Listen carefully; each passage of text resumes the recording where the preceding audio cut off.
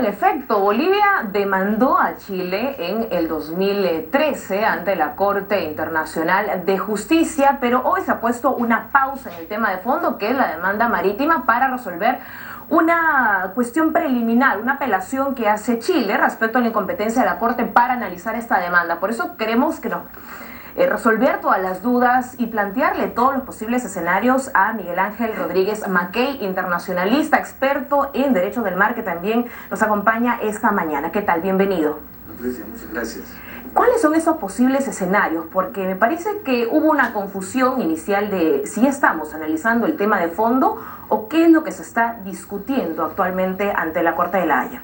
A ver, como muy bien has dicho, Bolivia plantea la demanda en el 2013 ante la Corte Internacional de Justicia, en que le pide a la Corte que obligue a Chile a sentarse en una mesa, fíjate, de negociación y ventilar la aspiración de una salida soberana al mar. O sea, es la pretensión histórica de Bolivia, que obligue a la Corte a que Chile se siente en una mesa. Obligación de buena fe, ¿no? Una obligación de buena fe, claro que sí. Pasa un año y Chile presenta su memoria.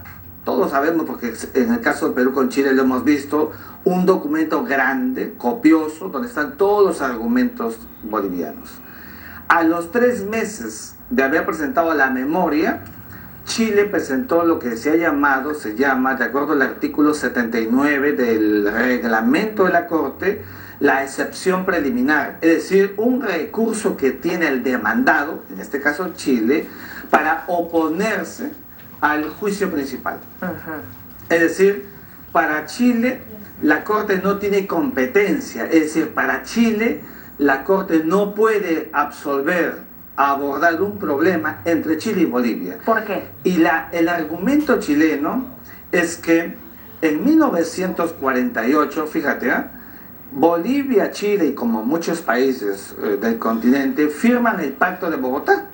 Y en ese instrumento internacional, en el artículo 6, se consagra que los países, los acuerdos que hayan firmado anteriores al año 48 o vigentes en ese momento, no son objeto de ser vistos en la Corte de La Haya. Entonces, el Tratado de 1904, evidentemente es un tratado de paz, ¿verdad? Es un tratado de paz que entre Chile y Bolivia tiene 44 años atrás del año 48. Con lo cual el argumento chileno es que la Corte no puede revisar, no puede retrotraerse a ver un asunto ventilado, sellado en el año 1904, porque la capacidad de la Corte parte del año 48 hacia adelante, nunca hacia atrás. Ese es el argumento central de Chile. Y añade algo más, porque ha sido lo central ayer. Si acaso se revisaran cuestiones del pasado, se puede cometer la circunstancia de que conflictos puedan avivarse entre los países. Esta es la tesis central de Chile, sostenida, ¿no es cierto?, por sus expertos internacionales que grafican el respeto del pacta sunt servanda, para que la gente nos entienda. Fiel cumplimiento de lo que tú y yo acordamos. Me comprometo en cumplir lo que hemos firmado. Ese es el pacta sunt servanda, que es lo que la delegación chilena le ha dicho a la Corte, que se cumpla lo pactado en el año 1904, que no se revise porque eso está sellado, porque los tratados de límites, Patricia, tienen el carácter de perpetuos para siempre. Ese es el argumento de Chile. Ahora, Chile, precisamente ante la insistencia de Bolivia, pese a este argumento y la tesis primaria de que hay que respetar el Pacto de Bogotá y por lo tanto se excluye la jurisdicción de la Corte, señala que con esto se genera un acto inamistoso y por lo tanto se afectaría este tratado de paz del que estamos hablando de 1904. ¿Podría llegar a ese nivel la tensión bilateral y diplomática? A ver, lo que sucede, Patricia, es que en estos momentos nos encontramos en un juicio.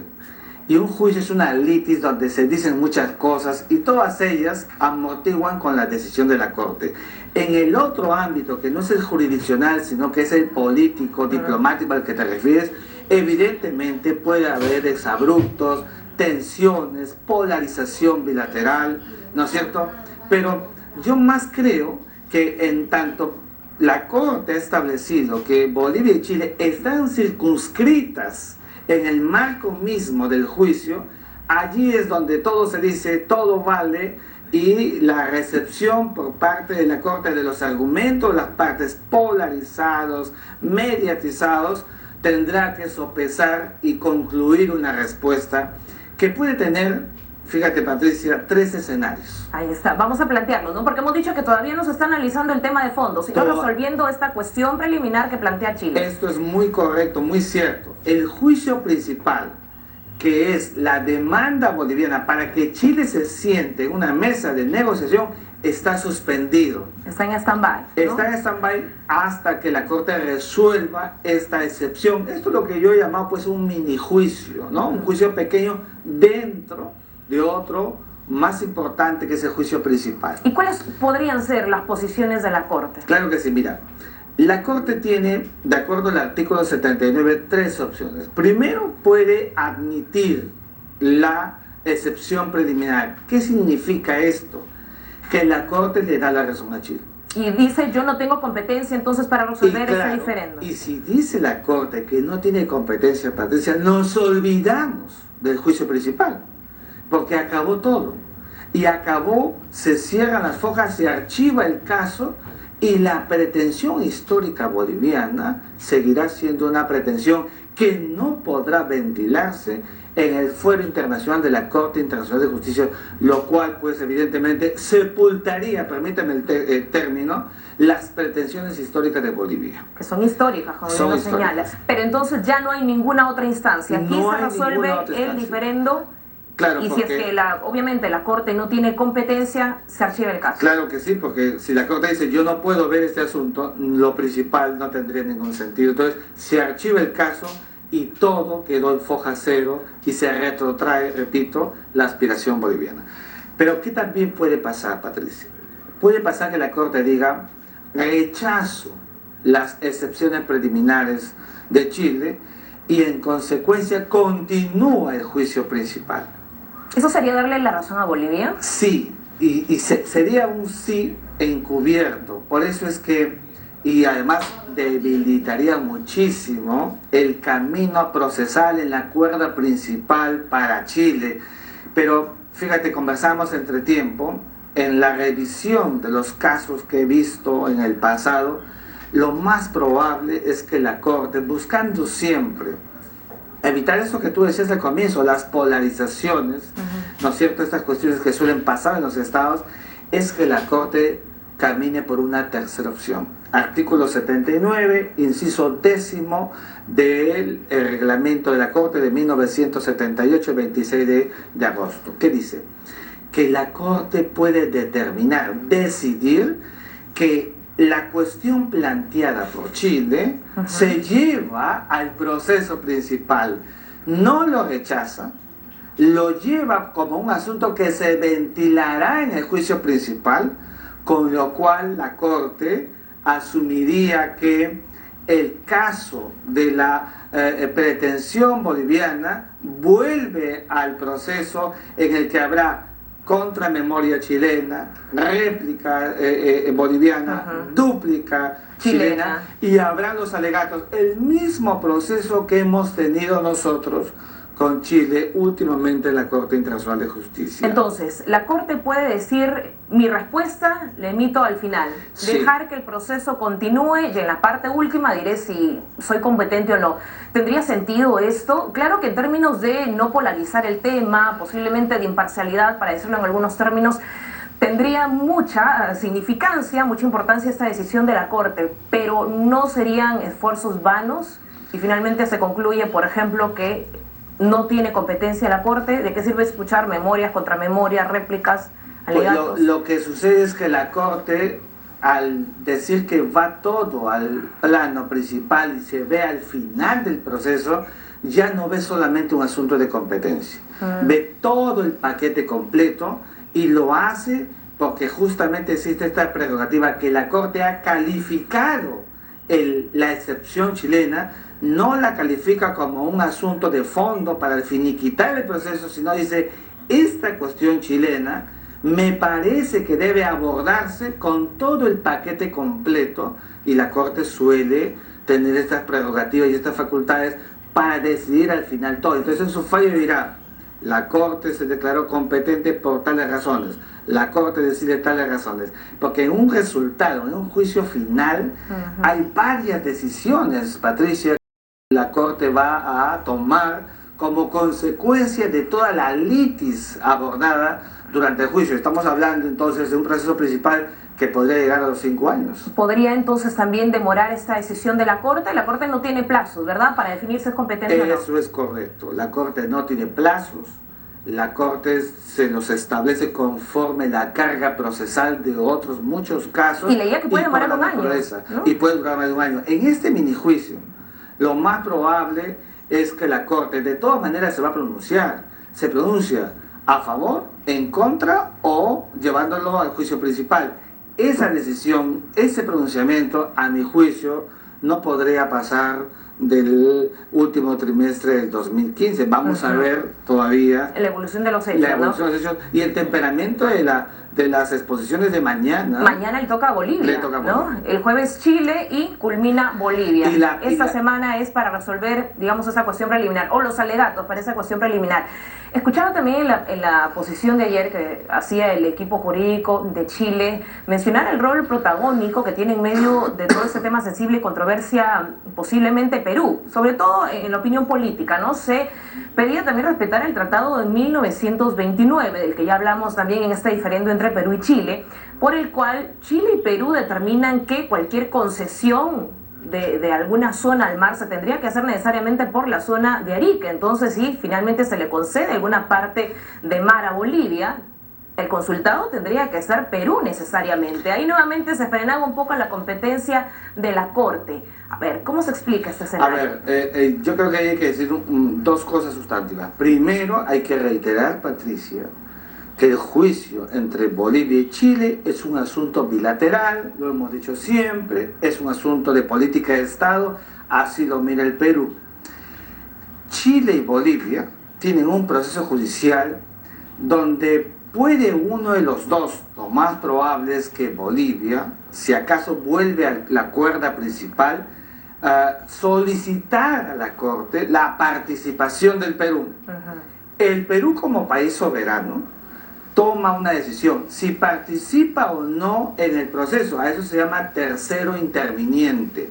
Lo más probable, Patricia, es que el Perú diga que no va a participar. Pasó con el caso de Ecuador. Chile le pidió a la Corte que en el caso que tenía con Perú intervenga Ecuador. Ecuador le dijo a la Corte que no quería participar.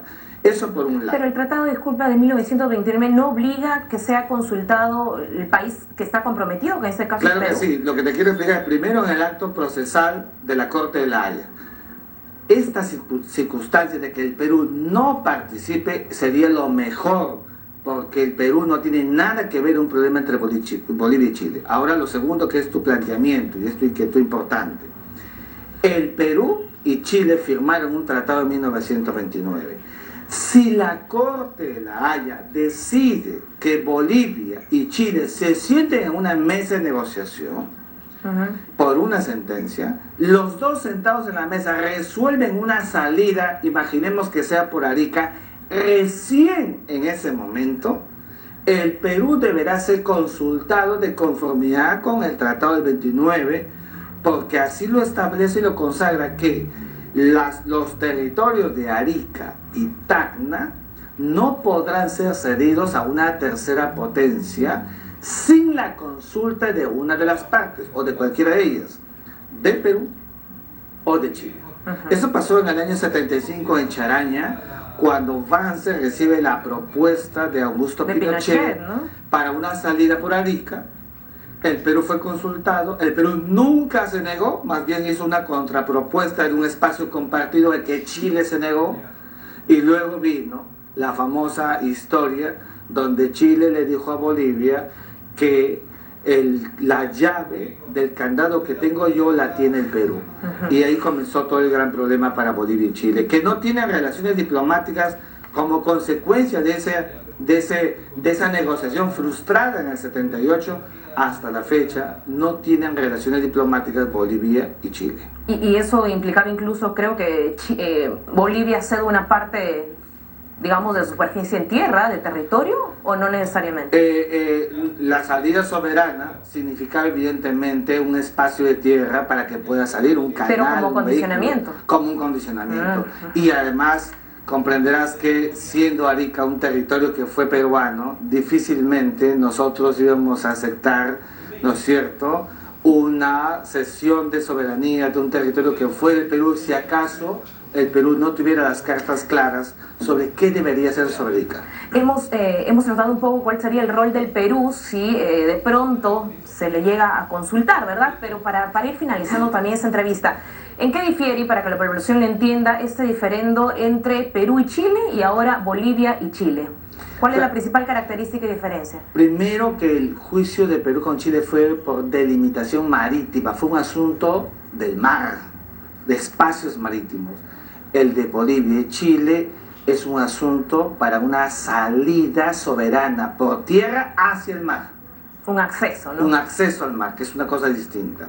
En segundo lugar, el juicio de Perú con Chile comenzó con todos los documentos e instrumentos del año 52 hacia adelante, después del año 48.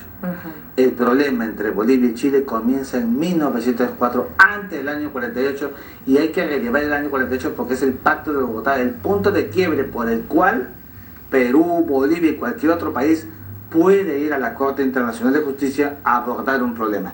Lo común en los dos procesos es que son mecanismos de solución pacífica de controversias. Patricia, los países hoy resuelven sus problemas en un tribunal, por un tribunal, un mecanismo de paz. El modelo en este tiempo contemporáneo es el caso de Perú con Chile, que de manera límpida el Perú obtuvo una victoria jurídica en un juicio, evidentemente consagrando el principio de solución pacífica de controversias. Simplemente entonces se alega aquí el aspecto técnico, jurídico, la decisión de la Corte. Bolivia pedía que esto sea incluso una cuestión de resarcir toda esta falsa expectativa que se generó desde la época de Pinochet, ¿no? Y claro, estamos hablando de este acuerdo de Charaña. La pretensión boliviana histórica, Patricia, va más allá del año 1904, sustenta que en más de 100 años han habido promesas permanentes y todas ellas incumplidas. Terminada la Guerra del Pacífico, Terminada la Guerra del Pacífico, en 1904, cuando se firma el tratado entre los dos países, han pasado 100 años, han habido más de 7 promesas chilenas a Bolivia, y según Bolivia, todo ello ha estado incumplido. Por tanto, se cansó de tanta promesa y decidió demandar a Chile ante la Corte Internacional de Justicia. Perfecto, vamos a ver entonces cómo se desarrollan estos hechos, ¿no? Finalmente sí se resuelve esta cuestión preliminar y luego ya estaremos hablando del tema de fondo, que es esta demanda marítima. Muchas gracias, como siempre, por su opinión, siempre valiosa y ayudándonos a comprender este tema. Miguel Ángel Rodríguez Mackey, analista internacional y experto también en derechos del mar. Vamos a la pausa en 7.3 Noticias, regresamos de inmediato con más información.